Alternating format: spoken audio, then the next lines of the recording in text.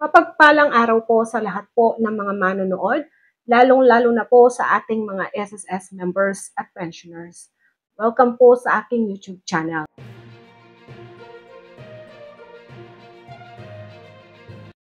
Sa video po na ito, ating pag-uusapan ang mga SSS members o pensioners na kumuha po ng My SSS card sa RCBC Discartec. Narito po ang ilang frequently asked question patungkol po sa My SSS card. Ito po ay ipinost po ng RCBC Discartec sa kanilang official Facebook page. Atin pong alamin. Unang katanungan po, how and when will I receive my SSS card powered by RCBC Discartec? Narito po ang sagot. Your My SSS card can be picked up at the selected RCBC branch approximately 15 to 20 working days after your request depending on your location. Pagkatapos po ninyong nag-grant yung request po ninyo na mag-issue ng My SSS card kay RCBC Discartec, pwede po ninyo itong kunin sa selected RCBC branch po.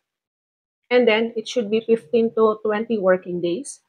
Kung within Metro Manila, 15 working days. Outside po ng Metro Manila is 20 days. Pero based po sa mga ibang SSS members na nag-request po ng My SSS card, marami pong comments na hindi dumarating ang kanilang card, even 1 month na. Nakakaroon ng delay sa pag-issue ng inyong My SSS card dahil po marami po yung nag-a-apply dito. So now po kasi si RCBC Discartec po pa lang ang talagang nag-i-issue ng card na ito. So marami po yung nag-a-apply, yung volume po napakarami kaya nagkakaroon po sila ng delay.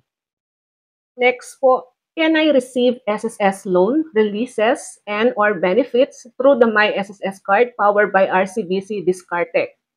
Ang sagot po ni RCBC, yes. You can receive your benefits or loan releases through the RCBC Discartec app, even before your physical My SSS card has been issued. Ang talagang function po ng My SSS card ay pag-release po ng inyong mga benefits o proceeds na galing po kay SSS. So yes po, pwede po siyang makareceive ng SSS loans and other benefits po. Kahit yung inyong physical card na My SSS card, hindi pa po na-deliver sa inyo, basta po successful na po yung application ninyo kay RCBC. Next, can I use the RCBC Discartec app even if I haven't received my physical My SSS card yet? Narito po ang sagot. Ang sagot po, yes, you can. You can use the RCBC Discartec app and all its in-app features immediately upon successful account verification even without the physical card. So, pwedeng-pwede na po ninyong gamitin yung features na nasa RCBC Discartec app. Kahit po wala pa ang inyong na-issue My SSS card.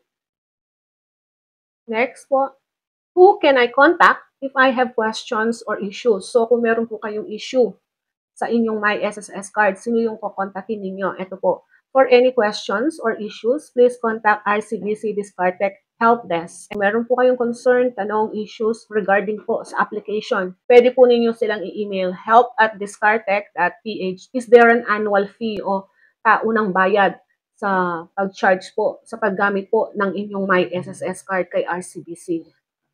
Sagot po, no. There is no annual fee for your My SSS card powered by RCBC Discartec. So wala pong annual fee na babayaran po ninyo kay RCBC Discartec sa paggamit po ng My SSS card. Ito po yung mga frequently asked question po na ito ay galing po kay RCBC Discartec mismo sa kanilang official Facebook page. Regarding po sa iba pang question na nais niyo pong malaman about My SSS card, meron po tayong video na na-i-upload po natin. Hanapin lang po ninyo ito sa ating channel. So ito lamang po ang ating information sa ngayong araw na ito. Have a nice day and God bless us all. Ito po ang inyong lingkod, Pro Information Hub.